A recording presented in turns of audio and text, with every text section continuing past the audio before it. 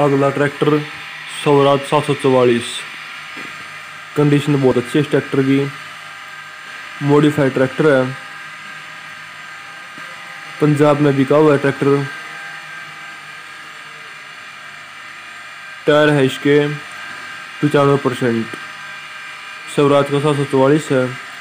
Rate मांग रखा है इस ट्रैक्टर का 2,30,000 रुपये। बहुत बढ़िया कंडीशन ट्रैक्टर की, मॉडिफाइड इंजन है का।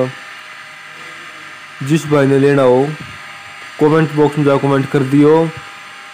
जिस भाई ने ट्रैक्टर लेना हो डिस्क्रिप्शन बॉक्स में आईडी का लिंक दे दिया गया है, आईडी के ऊपर जाके मैसेज करना। अगर किसी भाई ने अपना कोई ट्रैक्टर बेचना हो, अपने ट्रैक्टर की ऐड करनी हो, तो कमेंट बॉक्स में जाके ज़रूर बताएं। बढ़िया ट्रैक्टर है। चैनल को सब्सक्राइब नहीं करा, चैनल को सब्सक्राइब जरूर करें। राम राम।